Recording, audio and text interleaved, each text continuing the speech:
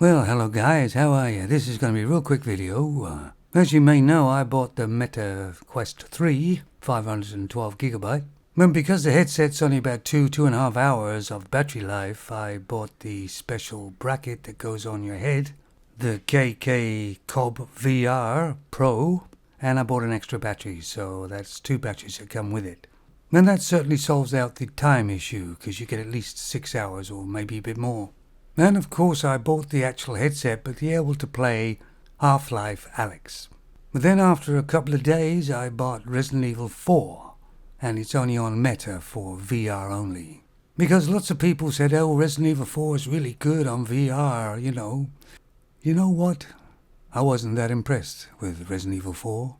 If you look on the ground as you're walking, all the leaves from the trees and all that, they look flat.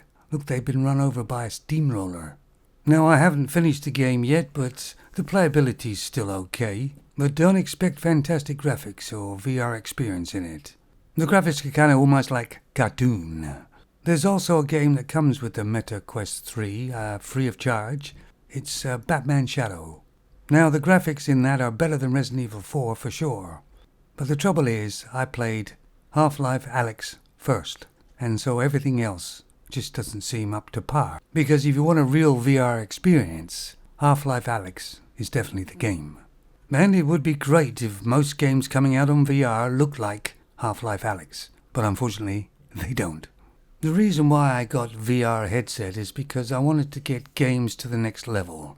I wanted to actually be in the game, immerse myself, like I used to with platform games years ago.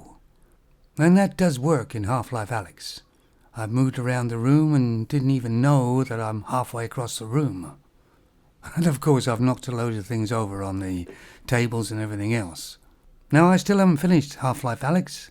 I'm giving it a bit of a break, then I'll be back into it. Now I did find some of the controls on Half-Life Alyx a little bit fumbly, especially the gun and reload and everything. Which is fine as long as you can see what you're doing, but if you're in a dark area, you can't see, and you end up flowing your hand around and you don't know where it's going. Usually while you're being attacked, of course. And a lot of times I ended up emptying the magazine onto the floor. I had to try and pick it up while I was getting attacked and died quite a few times. But like I say, the graphics on the hands and the gun and everything look very, very good. They look real. But there's one thing that takes the immersiveness away, and that is the gun doesn't have any weight in your hand. Maybe you could have somebody standing by, and when you take the gun out they could put a couple of weights on your wrist. I wouldn't have thought there's any way they can actually fix that other than supplying you with a real gun or something, and I don't think that's going to happen. But all in all, I'm quite happy with the Meta Quest 3 and the games. And of course they're going to get better in time. I just haven't got much of it. Now, the difference between the two games, to me anyway, is that Half-Life Alyx was made specifically VR, whereas Resident Evil 4 looks like it was a game adapted to VR. But I must say the things in your hand and your gun in Resident Evil 4 does look quite detailed, quite real.